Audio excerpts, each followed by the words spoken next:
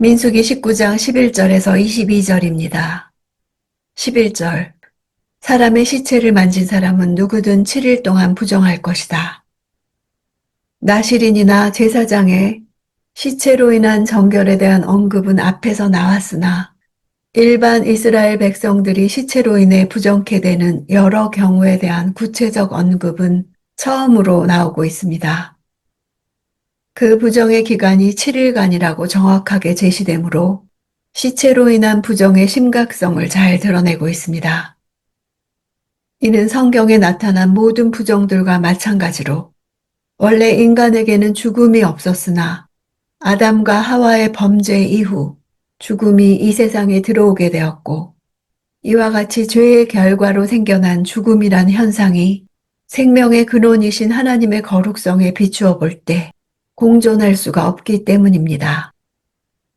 따라서 시체와 접촉하고도 정결케 하는 의식을 행하지 않는 것은 하나님 앞에서 결코 용납될 수 없는 죄가 되었던 것입니다. 그러나 이 규례가 궁극적으로 제시하는 것은 시체로 인해 부정하게 된 자에 대한 형벌이 아닌 구제 방법, 즉 정결케 하는 규례에 관한 내용입니다. 12절. 그가 3일째 되는 날과 7일째 되는 날에 물과 그 죄로 자신을 정결하게 하면 그는 정결할 것이다.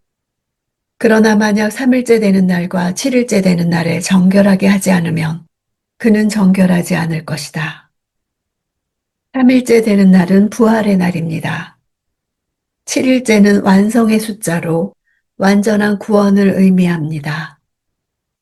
이것이 시체로 인한 부정으로부터 정결하게 될 수 있는 유일한 방법이었습니다. 자신을 정결하게 한다는 것은 죄로부터 스스로를 자유롭게 한다는 뜻입니다. 시체로 인해 부정하게 된 자는 자신을 정결케 해야 한다는 강한 동기의식을 스스로 가져야 한다는 것입니다.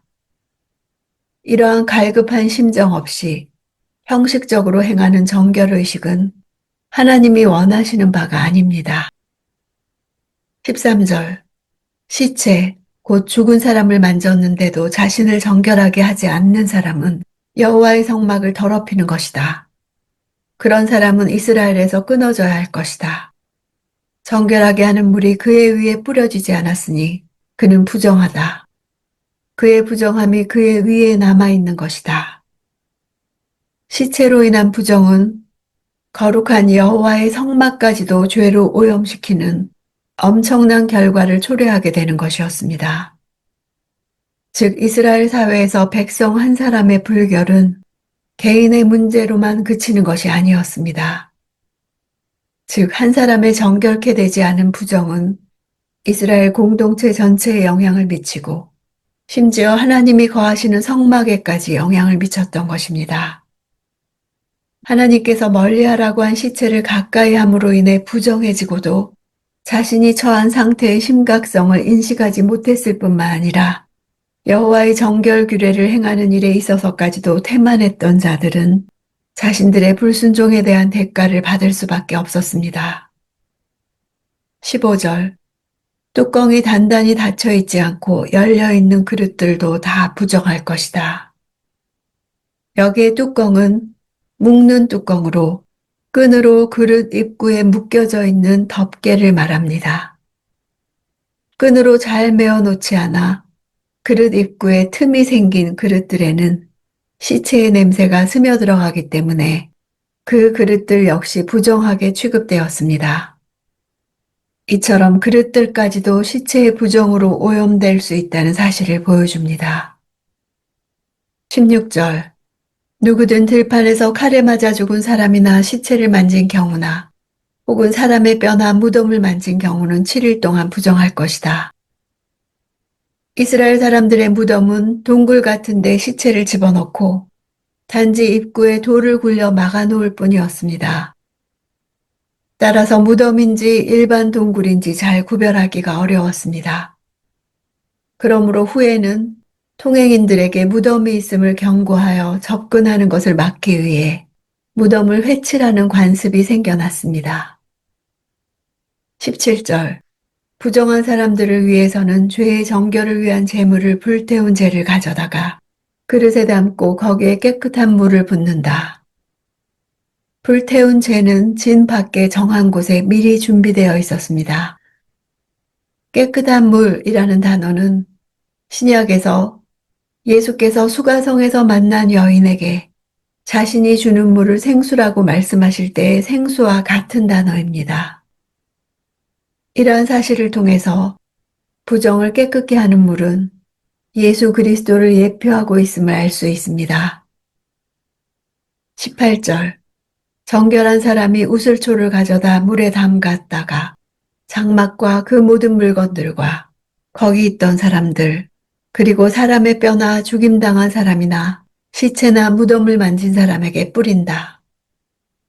정결한 사람은 특별히 제사장이나 레위인같이 어떠한 특정한 계층에 있던 사람이 아니고 깨끗한 자라면 누구나 집행할 수 있었습니다. 그 이유는 장정만 60만이 되는 수많은 이스라엘 가정들에 일어나는 모든 장례식이나 그 밖에 부정해진 경우들을 제사장이 감당하기에는 그들의 수가 부족했기 때문이기도 합니다.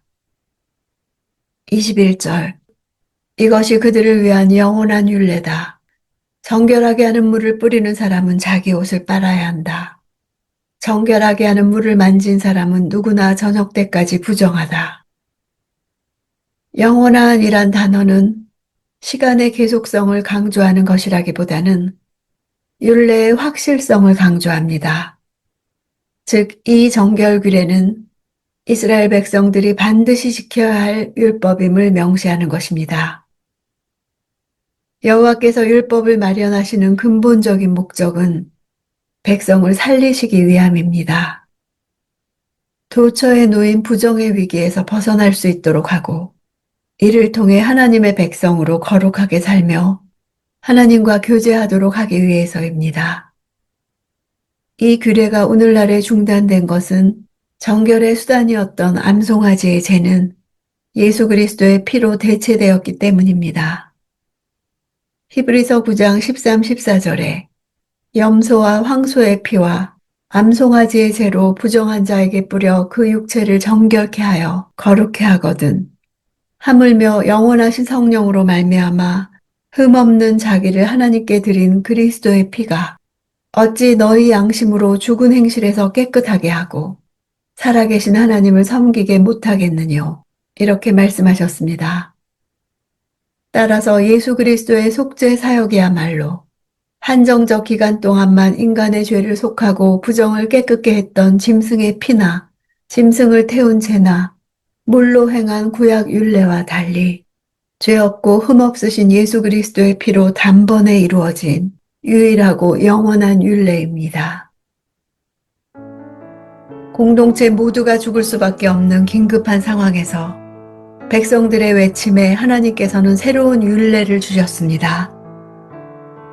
부정함의 가장 근본적인 원인은 죄의 결과인 죽음에서 비롯됩니다. 즉 하나님의 통치에 대한 거역에서 온 것입니다.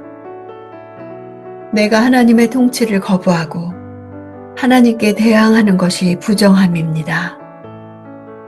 거룩하신 하나님으로부터 멀어질수록 그것은 부정이며 죄입니다.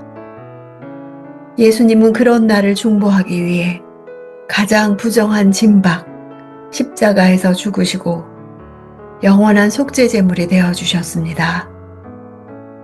성경은 그리스도의 피가 우리의 양심을 죽은 행실에서 깨끗하게 하고 살아계신 하나님을 섬기게 한다 하셨는데 나의 삶 속에서 그리스도의 피의 효력이 실현되고 있는지 돌아볼 일입니다.